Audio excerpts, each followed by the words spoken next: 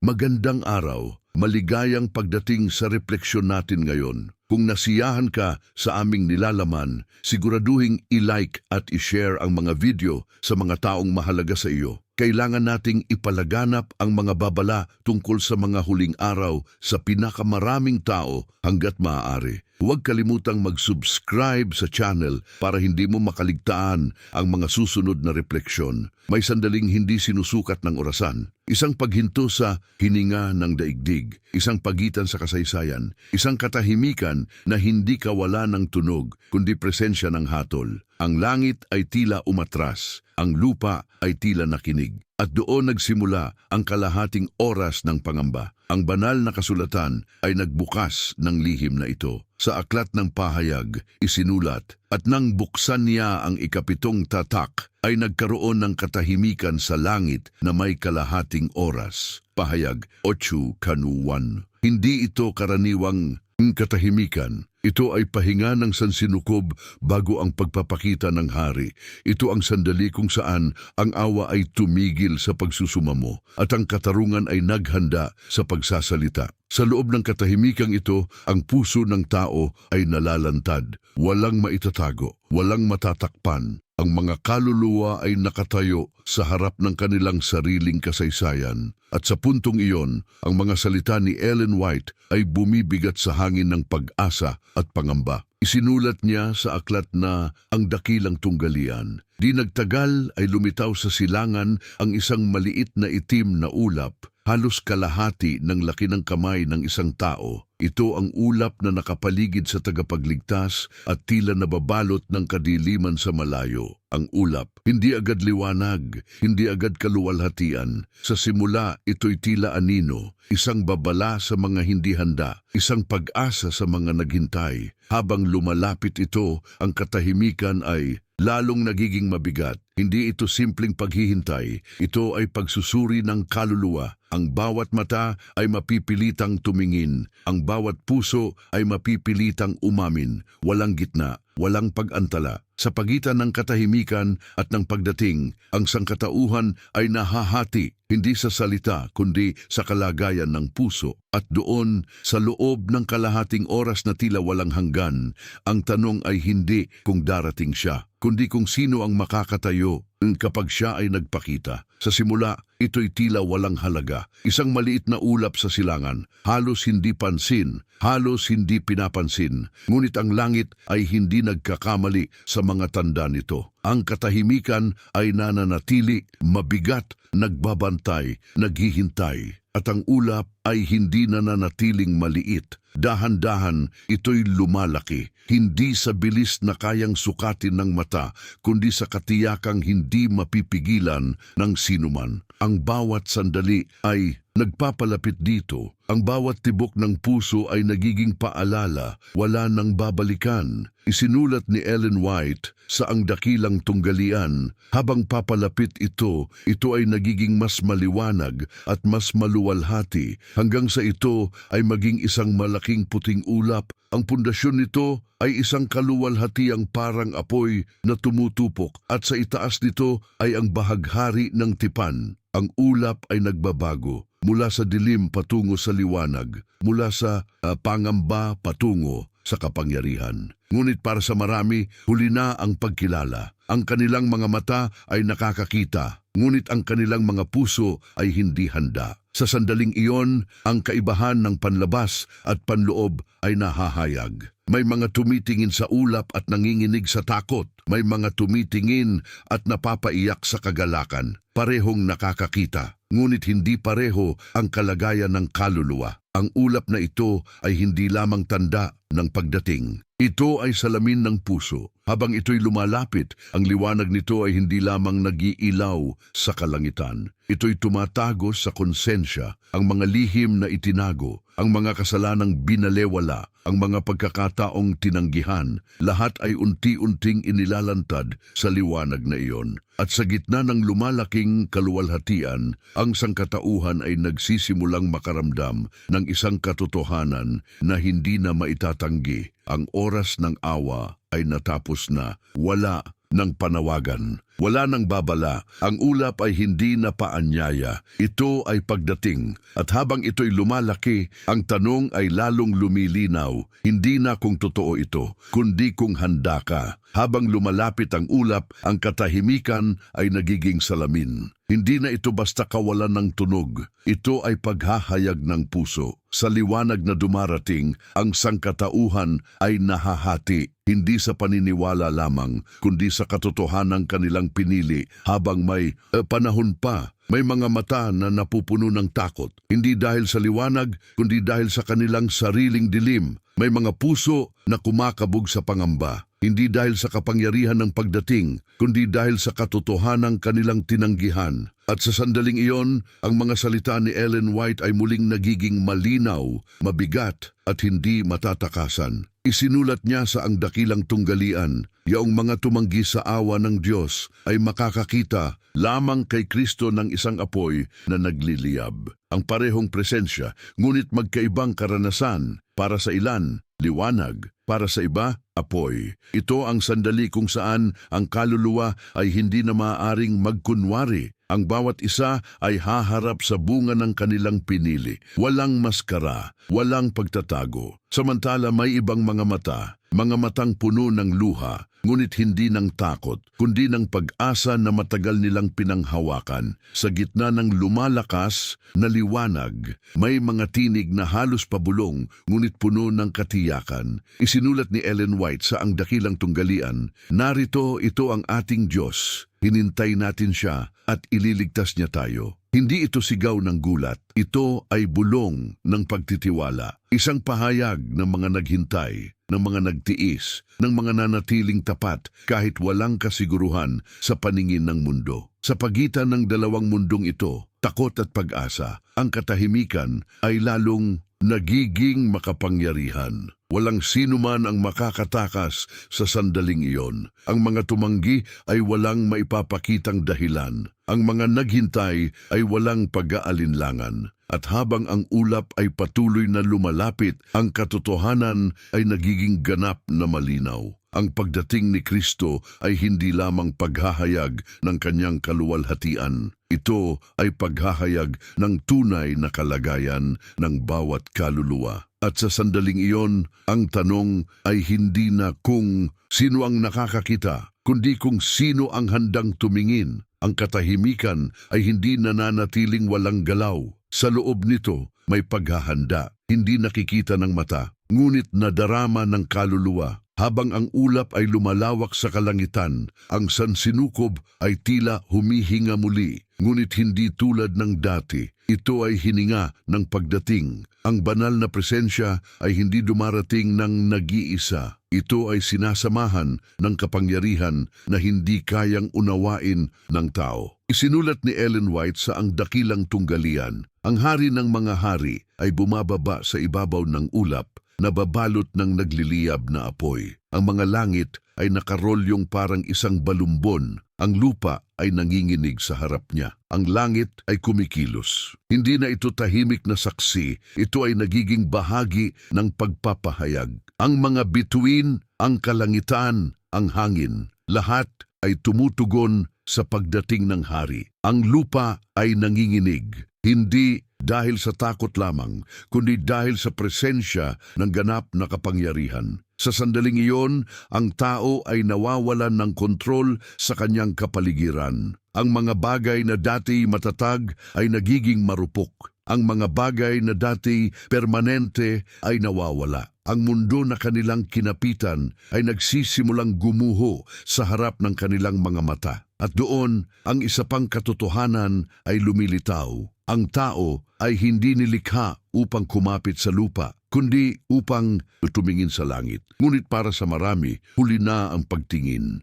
Ang kanilang mga mata ay sanay sa pansamantala. Ang kanilang mga puso ay nakatali sa nawawala. Habang ang langit ay gumugulong na parang isang kasulatan na isinasara, ang bawat kaluluwa ay napipilitang harapin ang isang hindi maiiwasang katotohanan. Ang lahat ng nakikita ay lilipas, at ang hindi pinansin, ang walang hanggan, ang siyang nananatili. Sa gitna ng lindol ng kalangitan at lupa, ang mga salita ni Ellen White ay muling tumatagos, dala ang bigat ng babala. Isinulat niya sa Ang Dakilang Tunggalian, ang mga mapang-uyam na biro ay tumigil na, ang mga sinungaling na labi ay natahimik, ang panunuya ay tumigil, ang pagdududa ay nawala. Ang katahimikan ngayon ay iba na, hindi na ito paghihintay, ito ay pagkilala. Pagkilala na, ang sandali ng katotohanan ay dumating na, at sa harap ng gumugulong na langit at nanginginig na lupa, ang tao ay hindi na nagtatanong kung may kapangyarihan ng Diyos, kundi kung bakit nila ito binaliwala. Sa sandaling iyon,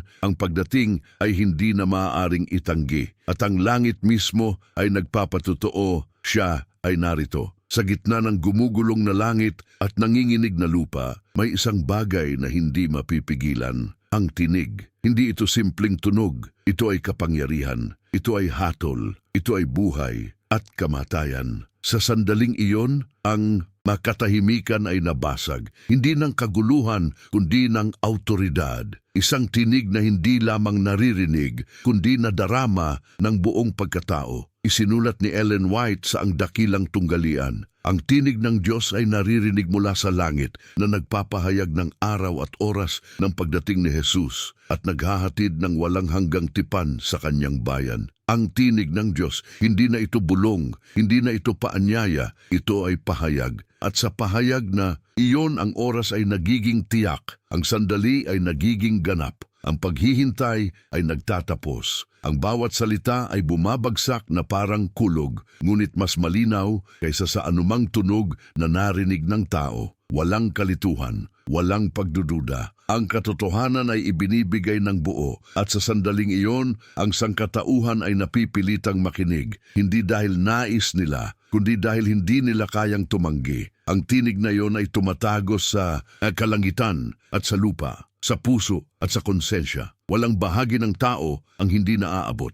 Para sa ilan, ito ay tinig ng kaligtasan. Para sa iba, ito ay tinig ng wakas. Ang parehong salita, ngunit magkaibang kahulugan. Habang ang tinig ay nagpapatuloy, ang mga salita ni Ellen White ay muling nagbibigay liwanag sa karanasang ito. Isinulat niya sa Ang Dakilang Tunggalian, ang mga nabubuhay na matuwid ay binabago sa isang sandali, sa isang kisap mata. May pagbabago, hindi panlabas lamang, kundi ganap, mabilis ngunit walang pagkakamali. Ang mga nanatiling tapat ay hindi nasakop ng kahinaan ng laman. Ang kanilang mortalidad ay napapalitan ng kaluwalhatian. Ngunit sa kabilang panig, ang parehong tinig ay nagiging hindi matitiis. Ang mga tumanggi sa katotohanan ay hindi makakatagal sa kapangyarihan nito, hindi dahil sila'y itinaboy, kundi dahil hindi nila kayang manatili. Sa harap ng tinig na iyon, ang lahat ay nagiging malinaw. Walang sino man ang maaaring magtanong pa,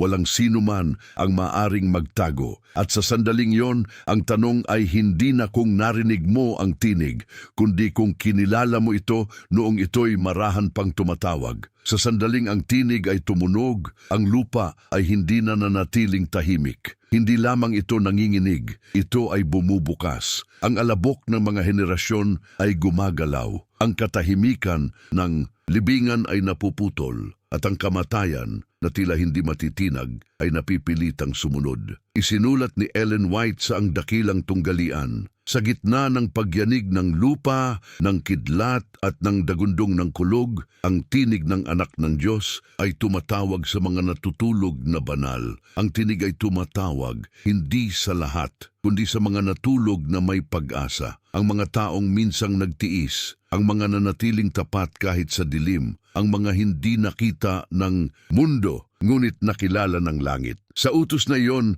ang mga libingan ay hindi na kayang manatiling sarado. Ang lupa ay sumusuko sa kapangyarihan ng buhay, at mula sa alabok, ang mga matuwid ay bumabangon. Hindi bilang dati, hindi bilang mahina, kundi bilang niluwalhati. Habang ang eksenang ito ay nagaganap, ang mga salita ni Ellen White ay nagbibigay linaw sa hiwaga ng sandaling iyon. Isinulat niya sa Ang Dakilang Tunggalian, lahat ay lumalabas mula sa kanilang mga libingan na may parehong anyo noong sila ay pumasok sa libingan. May pagkilala, may alaala, may pagkakakilanlan, ngunit wala ng sakit, wala ng kahinaan, wala nang bakas ng pagkasira. Ang kamatayan ay hindi na may kapangyarihan sa kanila. Sa sandaling iyon, ang hiwalay ay muling pinagsasama. Ang mga nawalan ay muling nakakakita. Ang mga umiyak ay napapalitan ng kagalakan. Ngunit sa gitna ng pagbabagong ito, may ibang nakamasid,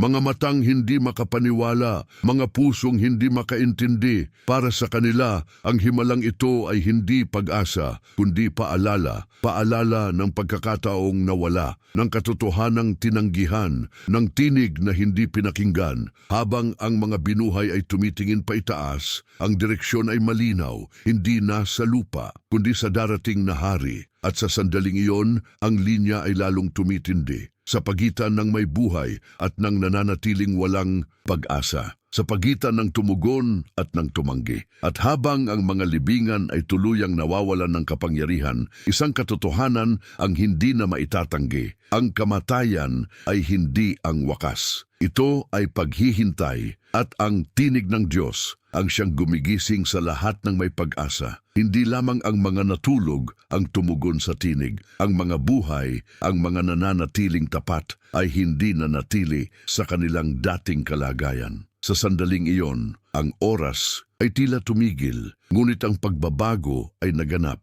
Mabilis, ganap, hindi maipapaliwanag ng wika ng tao. Isinulat ni Ellen White sa Ang Dakilang Tunggalian, ang mga nabubuhay na matuwid ay binabago sa isang sandali, sa isang kisap mata. Isang kisap mata, isang sandali na hindi kayang sukatin. At sa loob nito, ang mortal ay napalitan ng walang kamatayan. Ang kahinaan ay napalitan ng kaluwalhatian. Ang pagkasira ay napalitan ng ganap na kabuuan. Walang sakit, walang pagod, walang bakas ng kasalanan. Ang mga buhay na tapat ay hindi na bahagi ng lumang kaayusan ng mundo. Sila ay inihiwalay, hindi sa pamamagitan ng paglayo, kundi sa pamamagitan ng pagbabago. Habang ang pagbabagong ito ay nagaganap, ang mga salita ni Ellen White ay muling nagbibigay liwanag sa sandaling ito. Isinulat niya sa Ang Dakilang Tunggalian, "Ngayon, ang mga matuwid na nabubuhay ay nabago na at kasama ng mga banal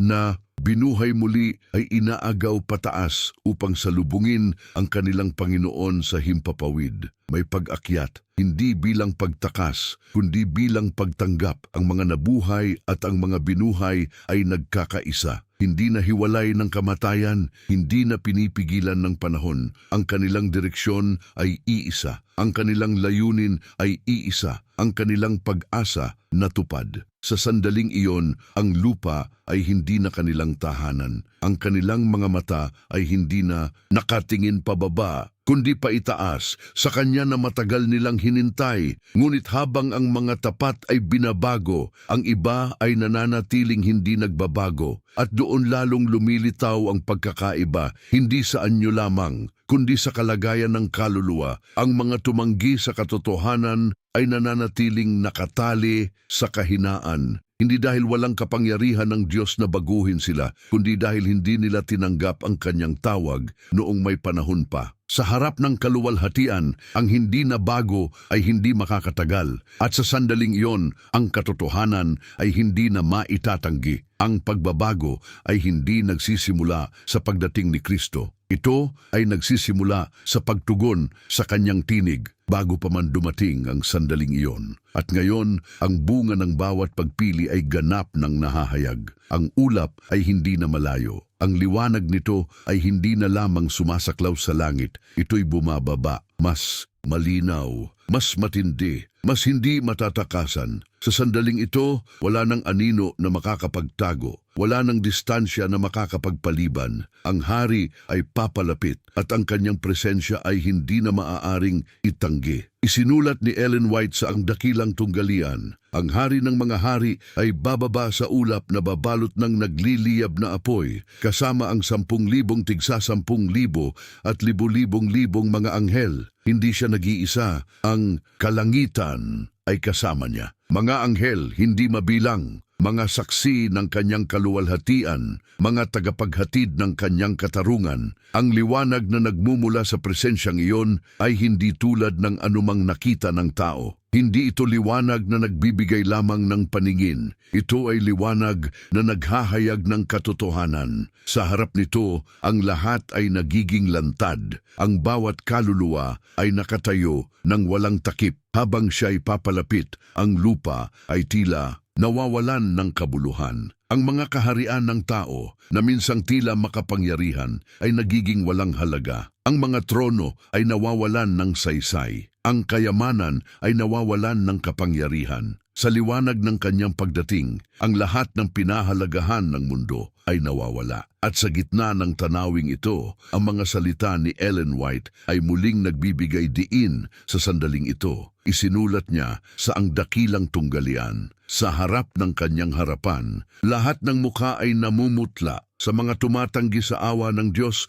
ay bumabagsak ang takot ng walang hanggang kawalan ng pag-asa. Ang presensya niya ay hindi neutral. Ito ay liwanag sa mga handa. Ito ay sindak sa mga tumanggi. Walang gitna, walang pagtatago. Habang ang hari ay lalong lumalapit, ang mga tapat ay hindi umatras. Sila ay tumingin, hindi sa takot, kundi sa pananabik. Ang kanilang paghihintay ay natapos na. Ang kanilang pag-asa ay naging paningin. Ngunit sa kabilang panig, ang mga hindi handa ay naghahanap ng matatakbuhan. Ngunit walang bundok na sapat ang taas. Walang lungga na sapat ang lalim. Walang anino na sapat ang dilim. Sa harap ng dumarating na hari, ang lahat ay nakatayo. At sa sandaling iyon, ang tanong ay hindi na kung darating siya, kundi kung saan ka tatayo kapag siya ay narito na. Wala nang makakatayo sa sarili niyang lakas. Sa harap ng papalapit na kaluwalhatian, ang sangkatauhan ay napipilitang tumugon. Hindi sa panlabas na utos, kundi sa hindi mapipigilang kapangyarihan ng presensya. Ang liwanag ay umabot na sa rurok nito. Hindi na ito lamang nakikita, ito ay nadarama, ito ay bumabalot, ito ay humahatol. At sa sandaling iyon, ang bawat tuhod ay nagsisimulang lumuhod, hindi lahat sa parehong diwa, ngunit lahat sa parehong katotohanan. Isinulat ni Ellen White sa ang dakilang tunggalian. Makikita siya ng bawat mata at ng mga tumusok sa kanya, at ang lahat ng mga angkan sa lupa ay tatangis dahil sa kanya. Ang pagkakita ay hindi na tanong, ito ay katotohanan. Ang pagtugon, iyon ang pagkakaiba. May mga lumuluhod na may luha ng kagalakan. May mga lumuluhod na may sigaw ng pangamba. Parehong nakaharap sa iisang hari, ngunit magkaiba ang puso. Habang ang sandaling ito ay lumalalim, ang mga salita ni Ellen White ay muling naglalarawan ng hindi maiiwasang tagpong ito. Isinulat niya sa ang dakilang tunggalian, mas nananalangin ang masasama na mailibing sila sa ilalim ng mga bato sa mga bundok kaysa sa harapin ang mukha niya na kanilang hinamak at tinanggihan. May pagsusumamo, ngunit hindi na para sa awa, kundi para sa pagtatago. Ngunit wala nang matatagpuan. Ang mga bundok ay hindi sumasagot. Ang lupa ay hindi nagkukubli. Ang kalangitan ay hindi na tahimik. Sa harap ng presensya ng hari, ang katotohanan ay hindi na maitatago. Ang mga tumanggi sa kanyang awa ay ngayon nakaharap sa kanyang kaluwalhatian at hindi nila ito kayang tiisin, hindi dahil ito'y malupit, kundi dahil ito'y banal. Samantala, ang mga tapat ay lumuluhod din, ngunit hindi sa takot, kundi sa pagsamba. Ang kanilang mga luha ay hindi dala ng pangamba, kundi ng katuparan. Sa sandaling iyon, ang paghihintay ng mga siglo ay nagtatapos sa isang kilos, pagluhod sa harap ng hari. At sa pagitan ng dalawang uri ng pagluhod,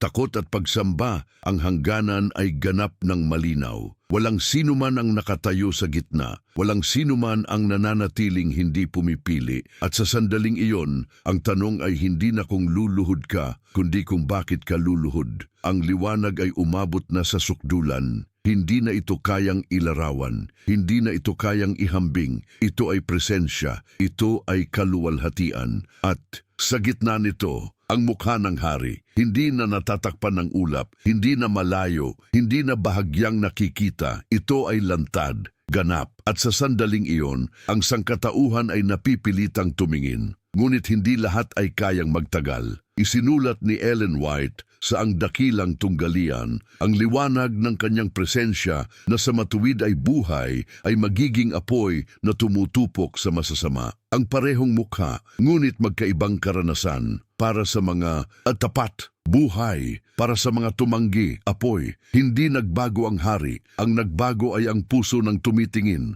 Sa liwanag ng kanyang mukha, ang bawat kasinungalingan ay nawawala. Ang bawat pagtatago ay nalalantad. Ang bawat dahilan ay nawawalan ng saysay. Walang sino man ang maaring magtago ng sarili niyang katotohanan. Ang banal na presensya ay hindi tumatanggap ng pagkukunwari at sa sandaling iyon, ang tao ay nakikita hindi lamang ng Diyos kundi ng sarili niyang kaluluwa. Habang ang sandaling ito ay lumalalim, ang mga salita ni Ellen White ay muling naglalarawan ng epekto ng presensyang iyon. Isinulat niya sa ang dakilang tunggalian, walang dahilan ang mga nawawala. Ang sarili nilang mga gawa ang humatol sa kanila. Walang paliwanag, walang pagtatanggol. Ang hatol ay hindi ipinilit. Ito ay bunga ng pinili. Ang bawat buhay ay nagiging patotoo laban sa sarili nito. At sa harap ng mukhang iyon, ang katotohanan ay hindi na maitatanggi. Ang mga tapat ay hindi umatras. Sila ay tumingin ng may kagalakan. Hindi dahil sila'y perpekto, kundi dahil sila'y tumanggap ng awa habang may panahon pa. Ngunit ang iba ay tumalikod, hindi dahil pinilit sila,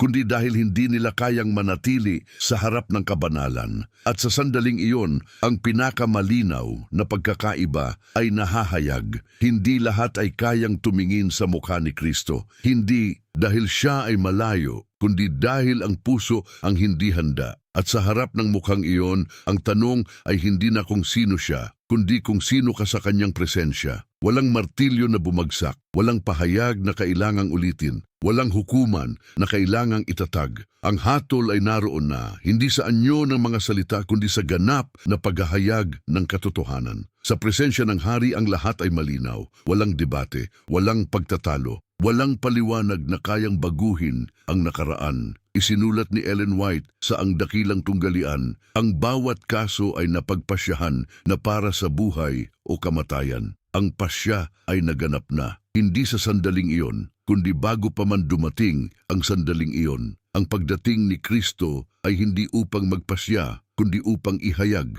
ang pasyang ginawa na. At sa harap ng paghahayag na iyon, ang katahimikan ay bumabalik, ngunit hindi na tulad ng dati. Hindi na ito paghihintay, ito ay pagtanggap ng hindi na mababago. Habang ang bawat kaluluwa ay nakatayo sa liwanag ng katotohanan, ang mga salita ni Ellen White ay muling nagbibigay linaw sa bigat ng sandaling ito. Isinulat niya sa ang dakilang tunggalian, lahat ay hinahatulan ang sarili. Walang sino mang itinuro ang daliri sa iba. Walang sino mang naghanap ng masisisi. Ang bawat isa ay nakakita. Ang bawat isa ay nakaunawa. At sa pagkaunawang iyon, ang hatol ay tinanggap. Hindi dahil ito'y ipinilit, kundi dahil ito'y hindi na maitatanggi. Sa sandaling iyon, ang katarungan ng Diyos ay hindi na kailangang ipagtanggol. Ito ay nakikita. Ito ay nauunawaan. Ito ay kinikilala kahit ng mga tumanggi. Ang mga tapat ay nakatayo sa katiyakan, hindi dahil sa kanilang sariling gawa, kundi dahil sa awa na kanilang tinanggap. Ang mga tumanggi ay nakatayo sa katotohanan, hindi bilang mga biktima, kundi bilang mga pumili. At sa pagitan ng dalawang kalagayang ito, walang natitirang tanong, walang natitirang alinlangan, walang natitirang pagkakataon. Ang hatol ay hindi na paparating, ito ay ganap na. At sa sandaling iyon, ang katahimikan ay nagsasalita ng mas malakas kaysa sa anumang tinig. Tapos na, ang lahat ay nalantad, ang lahat ay naunawaan. At ngayon, ang paghihiwalay. Hindi ito biglaan, hindi ito sa pilitan. Ito ay likas na bunga ng pinili. Sa liwanag ng presensya ng hari, ang dalawang landas ay hindi na magkatabi, hindi na maaaring paghaluin, hindi na maaaring balikan. Isinulat ni Ellen White sa ang dakilang tunggalian, ang matuwid at ang masasama ay magkakahiwalay pa rin. Ang paghihiwalay ay hindi nagsimula sa sandaling iyon. Ito ay matagal nang nagaganap sa bawat pagpili, sa bawat tugon, sa bawat pagtanggi. Ngunit ngayon, ito ay ganap na, hindi na nakatago, hindi na maitatanggi. Ang mga tapat ay hinahatak pa itaas, hindi sa pamamagitan ng sariling lakas, kundi sa kapangyarihan ng kanyang salita. Ang kanilang mga mukha ay maliwanag, ang kanilang mga puso ay payapa, ang kanilang mga mata ay nakatuon sa hari. Samantala ang iba ay nananatili, hindi dahil iniwan sila, kundi dahil iyon ang kanilang pinili. Ang lupa na minsan nilang pinanghawakan ay ngayon nagiging lugar ng pagkilala. Pagkilala sa katotohanan ng hindi na mababago. Habang ang sandaling ito ay nagaganap, ang mga salita ni Ellen White ay muling naglalarawan ng bigat ng paghihiwalay na ito. Isinulat niya sa Ang Dakilang Tunggalian, ang masasama ay napupuno ng pagsisisi, hindi dahil sa kanilang makasalanang gawain, kundi dahil ang Diyos ay nagtagumpay. May pagsisisi. Ngunit hindi ito pagsisising nagbubunga ng pagbabago. Ito ay pagsisising walang kapangyarihan, walang pagbabalik, walang pagkakataon. Ang puso na tumanggi noon ay hindi na nagbabago ngayon. At sa sandaling iyon, ang pagkakaiba ay hindi na lamang nakikita, ito ay nadarama. Ang kapayapaan ng mga tapat,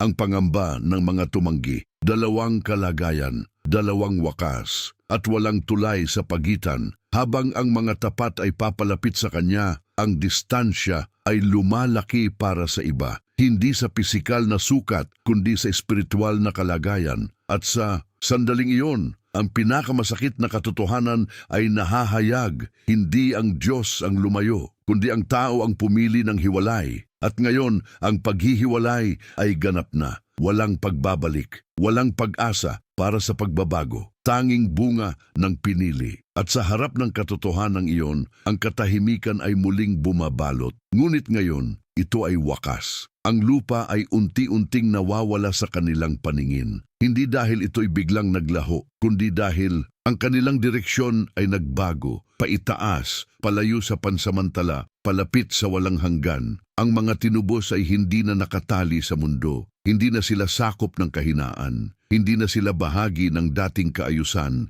Sila ay tinawag at sila ay tumugon. Isinulat ni Ellen White sa Ang Dakilang Tunggalian, aakyatin upang salubungin ang kanilang Panginoon sa himpapawid. Sila'y umaakyat na may mga awit ng kagalakan. May pag-akyat, hindi tahimik, kundi puno ng kagalakan. Hindi dahil sa kanilang sarili, kundi dahil sa Kanya. Ang kanilang mga tinig ay hindi sumisigaw ng tagumpay ng tao, kundi ng awa ng Diyos. Ang kanilang mga puso ay hindi na nag-aalinlangan. Ang kanilang pananampalataya ay naging paningin. Ang kanilang paghihintay ay naging katuparan. Habang sila'y umaakyat, ang kanilang mga alaala ay hindi nawawala. Ngunit ang sakit ay wala na. Ang luha ay napalitan ng liwanag. Ang bawat sugat ng nakaraan ay wala ng kapangyarihan. Sa presensya ng Hari, ang lahat ay nagiging bago. Habang ang sandaling ito ay lumalalim, ang mga salita ni Ellen White ay muling nagbibigay liwanag sa karanasang ito. Isinulat niya sa Ang Dakilang Tunggalian, bago pumasok sa lungsod ng Diyos, ipinagkakaloob ng tagapagligtas sa kanyang mga tagasunod ang mga sagisag ng tagumpay. May pagtanggap, hindi lamang ng presensya, kundi ng gantimpala. Hindi bilang kabayaran sa kanilang ginawa, kundi bilang tanda ng kanyang biyaya. Ang kanilang pag-akyat ay hindi pagtatapos. Ito ay simula. Simula ng buhay na hindi na matatapos. Simula ng pakikipisan sa Kanya na kanilang hinintay. Samantala, ang lupa ay nananatili sa likuran, tahimik, walang galaw, walang pag-asa para sa mga naiwan. Ang pagitan ay ganap na. Ang direksyon ay hindi na magtatagpo. At habang ang mga tinubos ay lalong lumalapit sa makaluwalhatian, isang katotohanan ang nagiging malinaw. Ang lahat ng iniwan nila ay pansamantala lamang. Ang lahat ng kanilang tinanggap ay walang hanggan. Ang lahat ay naganap. Ang ulap ay hindi na malayo. Ang tinig ay hindi na umaalingaw-ngaw. Ang lupa ay hindi na nanginginig. At ang kalahating oras ng katahimikan natapos na. Ngunit may isa pang katahimikan, mas malalim, mas ganap. Hindi na ito paghihintay, Hindi na ito paghahayag, ito ay pagtatapos at simula. Sa sandaling iyon, ang sansinukob ay tila huminto upang kilalanin ang ganap na katuparan ng plano ng Diyos. Wala nang pagtatalo, wala nang pagtanggi, wala nang kasalanan na hindi nahatulan, wala nang sugat na hindi napagaling para sa mga tinubos.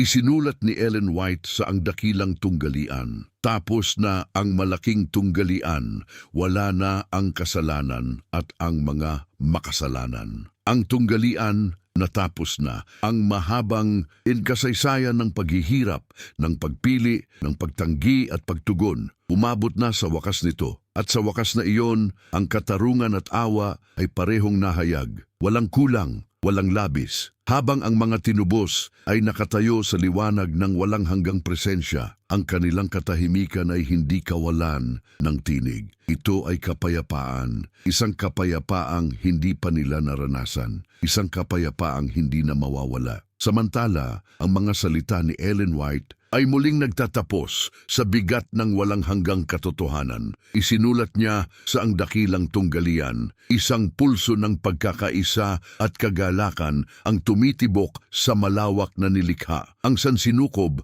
ay nagkakaisa, hindi sa tunog, kundi sa kalagayan. Wala nang paghihiwalay, wala nang pag-aalinlangan, wala nang anino ng kasalanan. Ang lahat ay nasa kaayusan, ang lahat ay nasa liwanag, at sa katahimikang iyon, ang Diyos ay hindi na nakikita bilang isang tinig na tinanggihan, kundi bilang presensya na ganap na tinanggap.